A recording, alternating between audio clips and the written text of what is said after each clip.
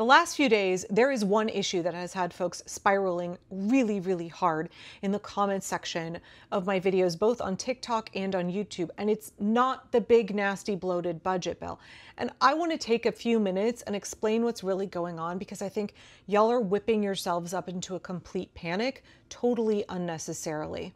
I promise y'all that this is going to be gentle hand-holding and not stern mom scolding. I really want to help y'all bring the temperature down about 20 notches on this issue.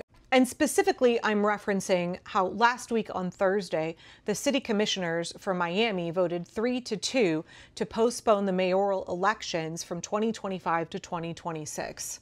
Y'all, I am getting dozens and dozens of folks in my comments who are saying that this is proof that the Republicans are going to cancel the congressional midterm elections in 2026. I have gotten dozens and dozens of people saying what has happened in Miami is proof that we are not going to have elections in the United States going forward. I really want to encourage y'all to stop catastrophizing and to stop writing fictions in your head. And when you see a headline or somebody's 15-second TikTok video about an issue, I really want to encourage you to take the time and thoroughly understand what's going on, rather than extrapolating a whole set of predictions that are completely not founded in reality. So what happened last week? Okay, this is according to the Floridian Press. I gotta put my glasses on so I can read. So last week on Thursday, there was a 3-2 vote for the city commissioners for Miami, where they voted to cancel the 2025 mayoral election and move it to November 2026. And basically, as soon as this happened, people said, this is proof that we're not gonna have the midterms. This is proof that they're gonna suspend elections all across the country. This is proof that Donald Trump and the Republicans are going to indefinitely suspend elections. I need y'all to pump the brakes, okay? So my position is, whenever possible, we want to make sure that we are giving time for these breaking stories to evolve. We often need 24, 48 or more hours to understand how things are going to shake out, right? I've said since November, if a story feels really big and overwhelming and it is a breaking story and we're just starting to get information, please don't draw conclusions from that. And really, you should just reserve judgment for a couple of days and see what happens. The Trump regime is using this shock and awe technique. They really want you to believe that what they're doing is inevitable. They're big and powerful. They can do whatever they want. You can't stop them. They make all kinds of very big, bold claims. They are trying all kinds of illegal shit. And they want you to believe, from the second you hear the headline, from the second the auto pen signs the executive order that ChatGPT wrote, for the Project 2025 guys, the second that Republicans try some hinky shit, they want you to believe that it's a done deal.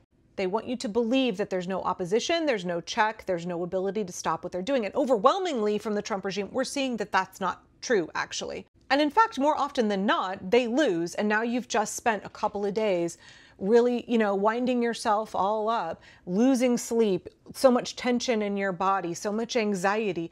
You've wasted time and valuable energy you could be spending organizing for the resistance, or like just enjoying your family and living your life. You have worried unnecessarily. And I think that's what a lot of people are doing with this story out of Miami. So please understand that while city commissioners voted to suspend elections, that doesn't mean that that's what's going to happen. In fact, there has been a sweeping, vigorous response to this attempt for them to illegally halt the elections and delay them 1 year. On June 25th, Florida's Attorney General, James Uthmeier, told city leaders, he told city commissioners in no uncertain terms that if they moved forward with suspending or delaying the mayoral election, they would face repercussions from his office. According to South Florida NPR, the Attorney General's office issued this legal opinion. You should immediately cease the process of enacting the ordinance to move the date of the municipal elections and change the terms of office for elected officials in the city of Miami. If you nevertheless move forward with the proposed ordinance, my office reserves the right to consider all available actions to prevent this violation of law from occurring. Now, the Miami City Commissioners are claiming that the reason they are delaying elections by a year is that they want to increase voter participation in local politics. So if they align their municipal elections with the federal midterms, they'll have a larger voter turnout. That's their claim. I mean, off-year elections for local offices tend to have very low turnout. So I understand that. Secondarily, they claim that it would save the city a lot of money because instead of having to send out a separate round of ballots in 2025 and then midterm ballots for Congress in 2026, they could just do one round of ballots for even year elections. Obviously, the opposition says you can't do that. You're going to cancel this November's election. And that would give the incumbent mayor effectively an extra year in office. Now, on the surface, those two claims for wanting to move the election from 2025 to 2026, and then subsequent mayoral elections will also be on even-numbered years, that makes sense, right? Increase voter turnout because you are aligning it with congressional elections, and then save money because you are having to print half as many ballots. Cool, if you think that's a swell idea, then according to Miami City Ordinance, you have to have the voters decide if they want to make that move. That's not something that the elected officials can just unilaterally decide. It's up to the voters. And in accordance with the law for Miami, they cannot move the date of the elections without voter approval. The city rules require a vote of the people to change the date of the elections. And it's not just the Attorney General who is saying this. Governor Ron DeSantis, who in a million years I never thought I would agree with on a single issue, has said the city can't just make up its own rules. So already the Attorney General and the governor have said that what is happening is illegal and that they plan on taking action against the Miami commissioners. And then yesterday, a lawsuit was filed on behalf of Miami mayoral candidate Emilio T. Gonzalez.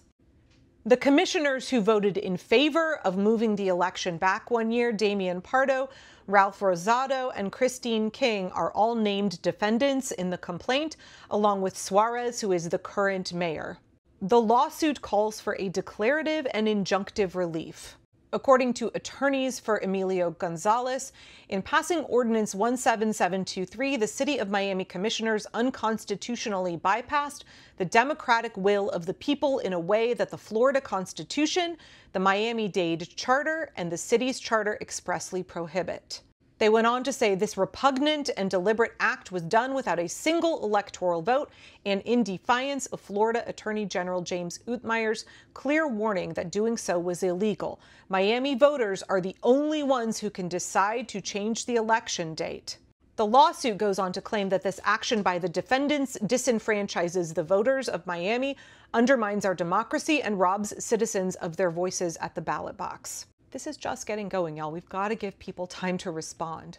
I also just want to point out here, because I've seen this repeated in my comments several times, that people think that this is going to be a lawsuit that is going to get appealed all the way up to the U.S. Supreme Court and the unitary executive theory Supreme Court with its 6, essentially Christo-fascist justices is going to use this as an excuse to cancel all elections.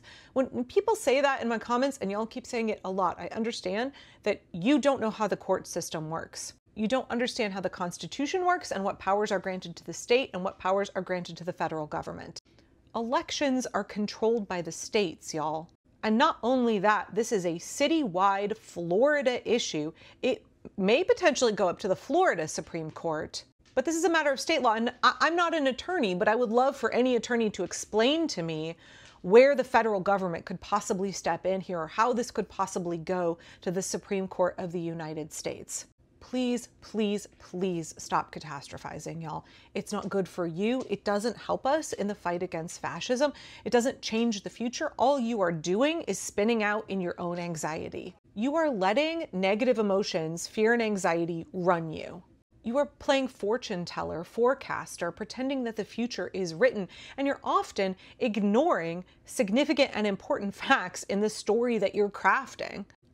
I don't understand this desire to want to create apocalyptic scenarios and then completely panic over them. I understand that's something that everybody is doing right now, but you just give the fascists power. When you do that, you waste your energy and your time. Please keep your eyes on the prize. If you hear negative stories like this, wait and see how they shake out. Don't give those stories more power than they have. Don't use them as the prompt from which you write a fiction. And also, please, please, please, when you see some headline or short little news clip on social media, take the time to do due diligence before you draw any conclusions. And also, just take some time. The real stories are hard enough, y'all. You don't have to borrow trouble.